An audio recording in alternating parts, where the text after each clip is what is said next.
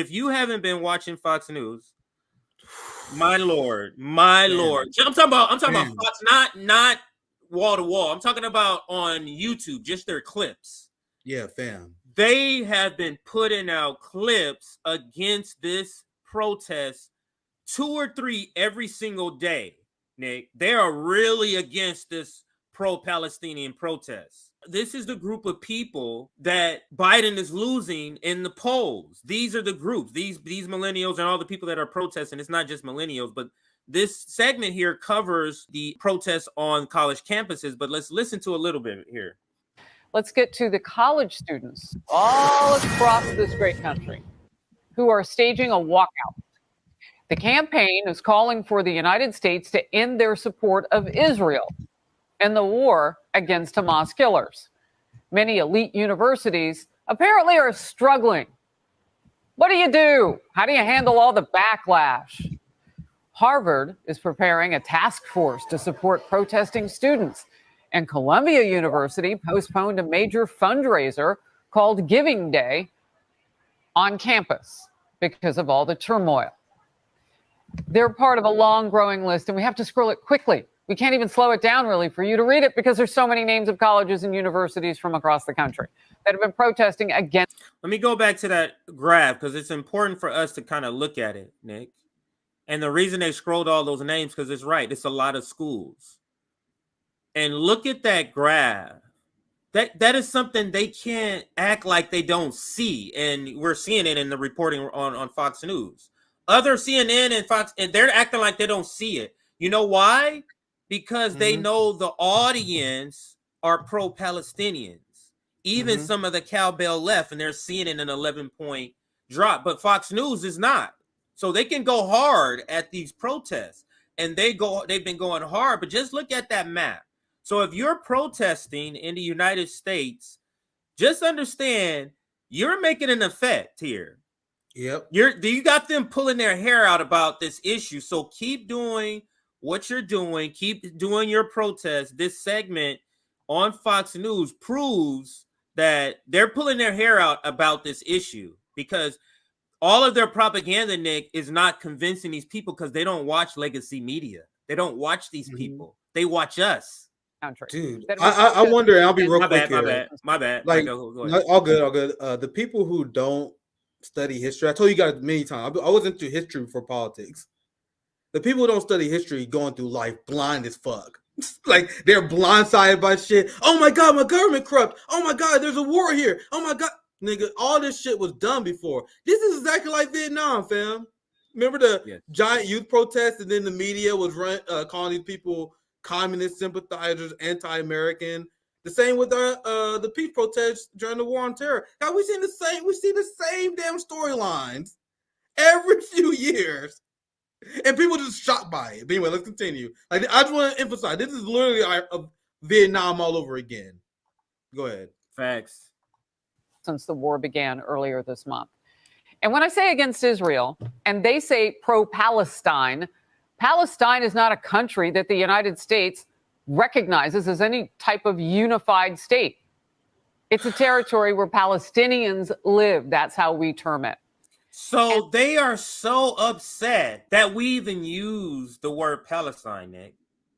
Yep. Because she says when they say pro-Palestine, the United States don't even recognize Palestine like we give a fuck what the United States. Yeah, like we get this Negro, man. So I didn't get a chance to upload the full speech. I couldn't share the speech. I'm very upset about it. Because remember when I was at the Palestinian protest? Last week, and I shared a few of the speeches on Twitter. The one that you showed, it was about 2 minutes with the senior citizen, elder, the 97-year-old Palestinian guy. I only got 2 minutes of the speech, and then even those 2 minutes wasn't that good because I didn't get close to later. Like, I eventually got closer. I really wish I uploaded that, man. I'm very mad I couldn't get that guy's speech. I'm trying to get him on the show if possible. He's very old, so it's gonna be tough. But he gave this history lesson that was unbelievable because you know how she said there's no Palestine. He bro, I had an ID before the Nakba that had Palestine on there.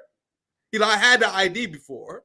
He explained before how the state of Palestine existed and what Palestine was before the Nakba, before the Western imperialists took it over. But now you see how the people who support Israel which is not real, which is not recognized by many countries, and then they say Palestine not real.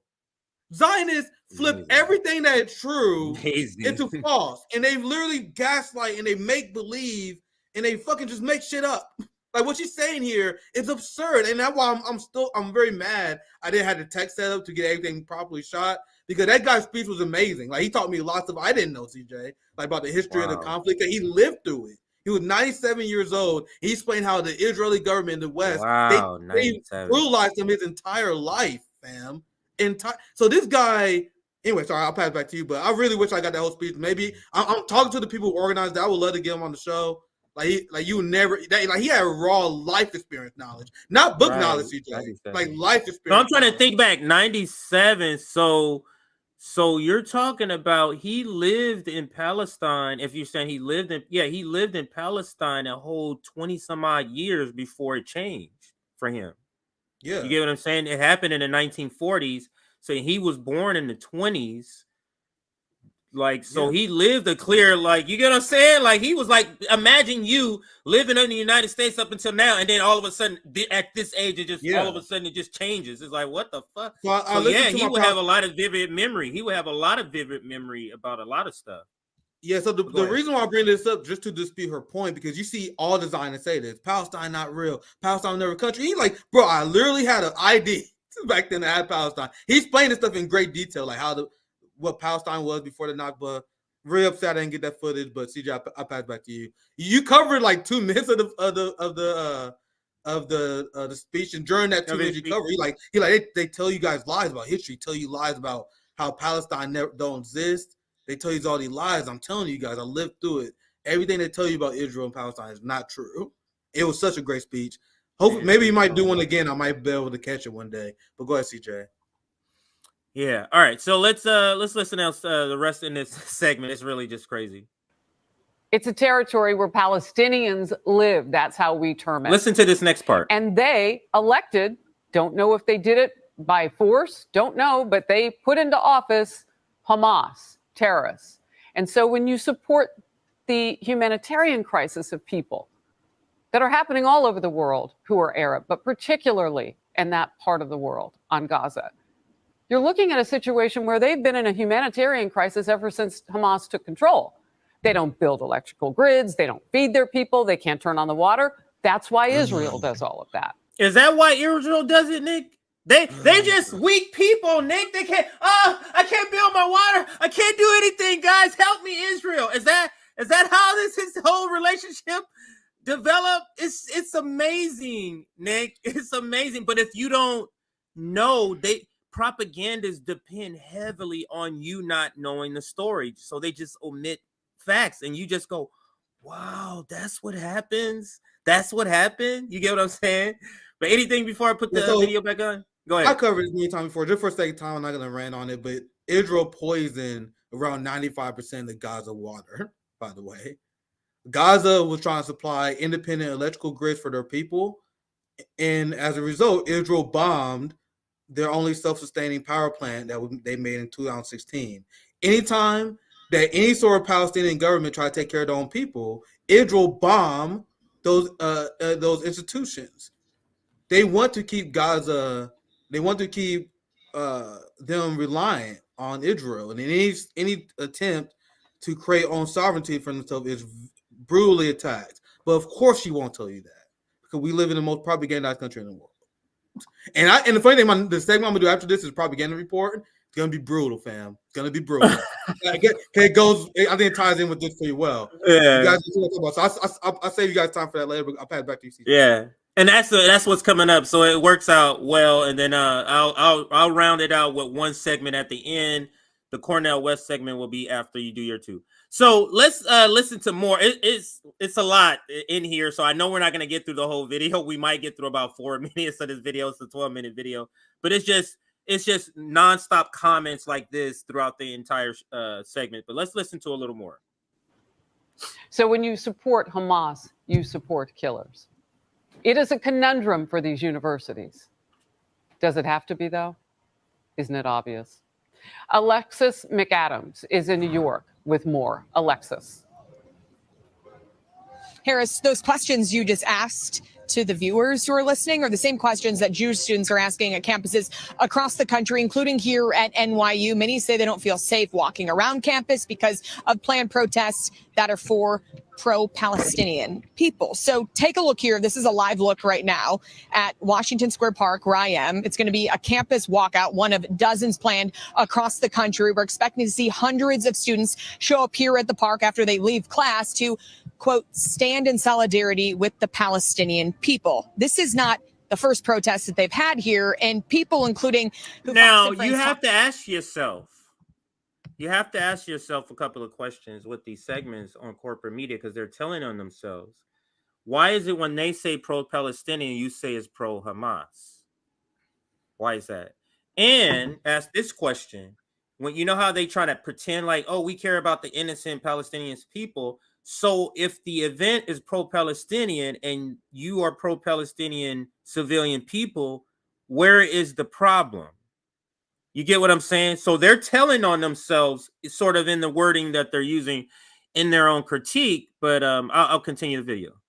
Talked to earlier, Harris, a young woman who's an American who survived that horrible attack by Hamas at that music festival in Israel, says these walkouts and these protests make her feel uncomfortable and unsafe. Watch.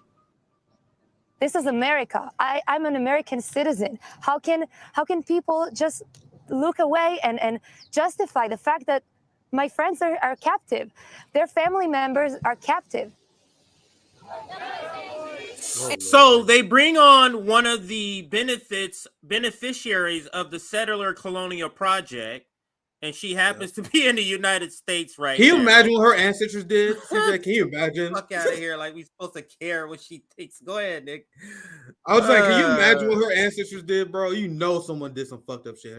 Like, she benefited from generational wealth that was founded on blood. I promise you, fam. I know how this shit works. Go ahead, CJ. But the thing is, I don't understand, like, the jump that it's just assumed that because they're pro-Palestinian, they're against you. Why are you feeling unsafe because they're saying don't kill Palestinian kids and babies? Why does that make you, as a Jewish person, feel unsafe? That jump is just a huge jump, you know, that they have to make in order to sell that. They're psychotic, CJ, and Zionists believe that if you don't support the genocide of the Palestinian people, you are against their resistance. And they've been very triggered because they realize that young people, especially the Black community, don't give a fuck if you like us or not. If your resistance is relying on genocide, your resistance is not valid. And I will say that straight to their face. I'll say that straight. Your resistance is not valid if you need genocide, do it. And I'll say this is Zionist culture because majority of Jews reject this nonsense here. Majority of Jews do. But go ahead, CJ. And we've seen student protests like here before at NYU. Students for Justice in Palestine and other groups at dozens of campuses encouraging students to head out of class and stand in solidarity with the Palestinian people, saying we need to divest from Israel's occupation and genocide of the Palestinian people in their Instagram posts they've been sharing. So pro-Israel counter-protests are also expected in the coming days. From University of Chicago to Harvard University, college campuses have been the epicenter of these ongoing protests. And big donors are cutting ties with those schools, saying they are allowing anti-Semitic events on campus. At Columbia University, today's annual Giving Day was postponed, as you mentioned. That event usually pulls in big money. Last year, $30 million in 24 hours, but that's not happening today. So over at George Washington University, this just into our newsroom. New social media posts show these messages displayed on the outside of the library, Harris, at George Washington University. One message there reads, "Glory to our martyrs," and another projected in lights up there says, "Free Palestine from the river to the sea." So at Harvard University, the student... It's weird. How you see how what they're saying is anti... Not what's on the screen, but what she's saying is anti-Semitic. Saying free Palestine is anti-Semitic to you? Like, that's so bizarre. They say that free Palestine, and this is literally what they're saying here, saying that people should be free for colonialism is somehow glorifying the execution of babies that never happened, rapes that never happened, and all these murders that Israel still haven't proved the number. The 1,400 number still haven't been proved for him. But this is the Caitlin Johnstone segment. Remember when she mocked the idea? Well, where Zionists like, oh, you must be an anti-Semite because you're against children being bombed. You're against collective punishment. What? And this insane belief, like only the majority of boomers and the silent generation could believe this stupid ass shit. Young people are rejecting it. And why are they panicking, CJ? Why are they panicking in this segment? They're panicking because they are realizing they can't cancel everybody. What do I mean by that? You know how the Zionists control the narrative? And you also know why, as Marxists, we understand that the professional managerial class will never be our allies, because Zionists threaten jobs and they threaten the economic well-being of people. If you're a student, you want to be a well-established professional in our capitalist system, you're going to need contacts, right? So Zionists are already creating blacklists for these people. This is why inherently, like just based on theory, professional managerial class people are not reliable allies, because at the same time, they are making a giant sacrifice. Like they're going to lose their job, and a lot of people are not going to pull that trigger, right? But when you got this many students, and there's already a blacklist going around, blocking these people from being hired, and this is how Zionists control the narrative. This is how Zionists control our country. They literally financially ruin people who are against the state of Israel, and they have done that for decades, successfully for decades. Now you got thousands and thousands and thousands and thousands of kids. So my point is, they can't cancel them all, CJ. How big is your list going to be? You see where their panic is coming from, CJ? They're realizing their strategy to keeping the professional managerial class kids in line is not going to work moving forward because there are too many of them. Simple as that. But go ahead, CJ. Yeah, so let me play now this video here, because I played part of it with Sean Hannity, and I want to end and close it with this before I pass it to you, because I want the audience to hear her explain how anti-Zionism is anti-Semitic. Take on this first here. I don't think I get shocked often, but the level of virulent hate and anti-Semitism I never thought I'd see in my lifetime. And it's not just on college universities. It's not just in Hollywood. It's, in the streets of New York. I mean, Times Square is packed. It's all over the world. It's in Great Britain. It is in other parts of Europe. It is in Australia, other continents.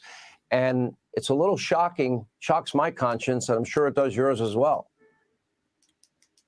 It actually, sadly, is not shocking at all. This is something that I'm sure Brooke can talk to as well. It's been a huge part of my work for many, many years. Anti-Zionism is anti-Semitism, and these are the days where all the anti-Semites are crawling out of their holes. I want to talk to Hollywood for a second, because you were referring to a letter that came out by a smaller group of Hollywood people, the usual hacks like Susan Sarandon that jumps to bash Israel at any point possible. However, only recently, a new letter was sent to President Biden with a lot of big celebrities that is actually calling to release the hostages without demanding a ceasefire. Some of the people that are signed on the letter are Katy Perry, Orlando Bloom, Justin Timberlake, Tiffany Haddish, Zoe Saldana, Gal Gadot, Madonna. So she's calling out all the people who have bowed to the Israeli lobby, and that's it. I just wanted you to hear her say how anti-Zionism is anti-Semitic, because this is the way they're going to be. This is not, it's not new, but this direct connection that they're making with being against Zionism is something that they're more forcefully pushing. And I'm noticing this is like the third segment where I'm hearing them clearly say it.